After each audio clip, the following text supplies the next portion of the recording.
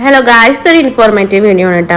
അപ്പോൾ നമ്മളൊരു birthday function ഒരു 200-300ഓളം ഇങ്ങനത്തെ ടൈപ്പ് ഓഫ് ചോക്ലേറ്റ് വാങ്ങിച്ചിട്ടുണ്ടായിരുന്നു കേട്ടോ. അതിൽ കണ്ട ഒരു അവസ്ഥയാണത്.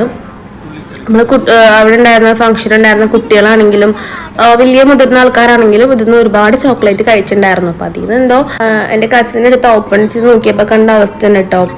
ഒന്നൊന്നല്ല, ഒരുപാട് 200ഓളം ചോക്ലേറ്റ് വാങ്ങിച്ചിട്ടുണ്ടായിരുന്നു അന്ന്.